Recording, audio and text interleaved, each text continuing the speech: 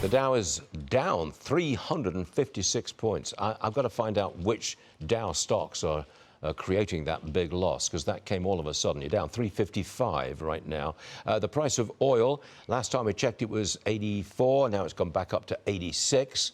Gas, that's up another couple of cents. The average for regular across the country is $3.57. That's regular across the country. Now, the price of gas, a gallon thereof, in California, that's $5.33 right now. Joining us is William Lajeunesse. William, Governor Newsom blames Trump's war in Iran for the high price in California. But they were high before the strikes began anyway, right? That's true, and I'll explain why. But, you know, right here in LA, we're paying about $2 more per gallon than the national average, and here the credit card price is $5.79. So why so expensive in an oil-rich state? Well, for years, Governor Newsom has blamed oil companies, but President Trump, he blames today for the recent increase. You'll be paying more because of Trump's war. You have been fleeced by the oil companies. You have been screwed for decades and decades by the oil companies.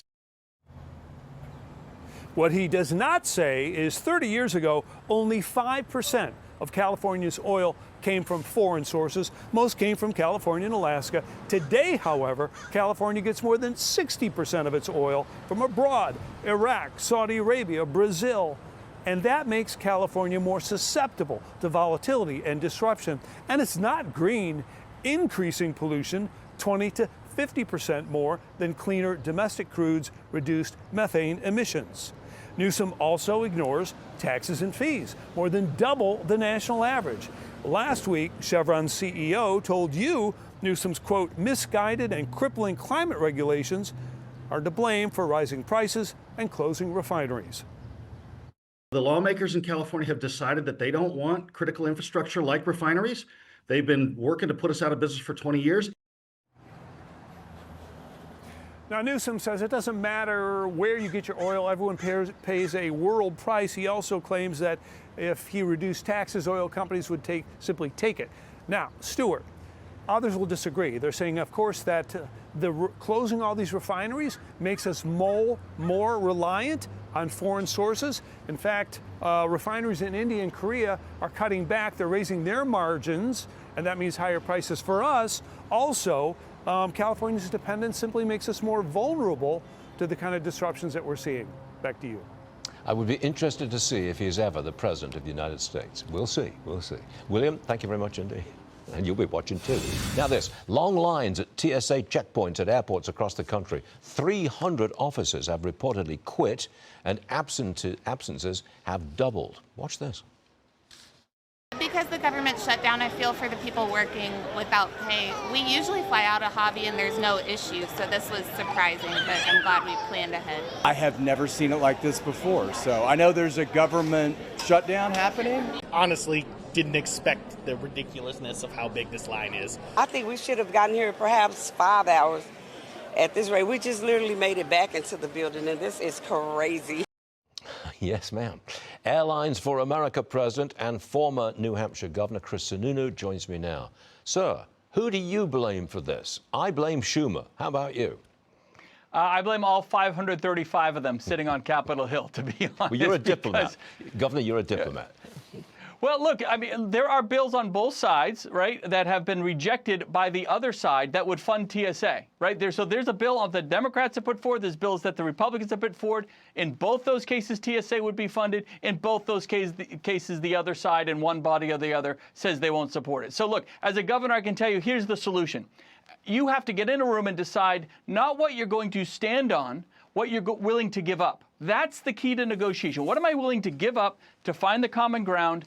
And then, unfortunately, it's not until these issues come to bear where millions of Americans are being held up. I mean, the other day we had about 2.7 million Americans traveling, and you can see those lines, not an hour or a half hour, 4 or 5 hours long going out the doors. It's not until there's so much pain in the system are they actually motivated to get in the room and find that common ground. Is it about to get worse? Because I think we're on the edge of spring break, aren't we? Absolutely. So we're expecting over the next 60 days, about 12 of those will be record travel numbers. With college, high school vacations, all the spring vacations coming up. By the way, that's usually a really great sign that folks are spending money. The economy is strong. Travel and tourism are leaders in terms of your economic indicators. But right now, the passengers themselves are incredibly frustrated. And it's not just Houston, right? I think yesterday we had Puerto Rico and Hawaii, Atlanta, New Orleans. You never know where it's going to pop up. And you brought up, I think, the most important point. This is disincentivizing people from entering this awesome industry of aviation. Whether you're TSA today, air traffic controllers, they were the issue. Not them, but the unfunding of them were more of the issue back in October. And we need workforce coming in. This is an amazing industry. And then what will happen 6 months from now, Congress will look at us and say, hey, why aren't more people entering the aviation industry? Well, because you don't pay your own employees. So I think everyone has to own a little bit of responsibility here. I've seen at least one airline raise prices because of the higher jet fuel prices they've got. I'm talking about Air New Zealand. There may be others that have done this, but do you expect more of this? Higher airfares? Yeah, unfortunately, look, buying an airline ticket domestically has never been more affordable. It's like the same price it was back in 2019 today. Unfortunately, the oil prices, that's about a third of the cost, a quarter to a third of the cost of putting an airplane in the sky safely. So that is naturally, you're going to see, I think, prices increase, hopefully only temporarily, but prices might increase a little bit here and there for pretty much all the American airlines because they all have to, put their airplanes in the sky, with that same cost structure. So, what happens, as you know, this all comes down to the physical security of the Strait of Hormuz. That's what it is. Until we see U.S. naval ships doing those escorts, we're going to have a bump in the road. Even I'm all in favor of releasing some strategic oil reserves. I think China might do the same. But at the end of the day, those are temporary easings. And yeah, we could see $85 to $95 oil. That's going to, that hits the American public right in the pocketbook. That's where we are now. And unfortunately, whether you're bringing a product with a truck, you're going to see grandma in your car, or you're getting on an airplane, everyone's going to have to pay those high prices. I wonder if you're beginning to rethink your willingness to work for Airlines for America. I don't know whether you are or not. I love it. You're having fun. I love it. Okay. Look, I love it.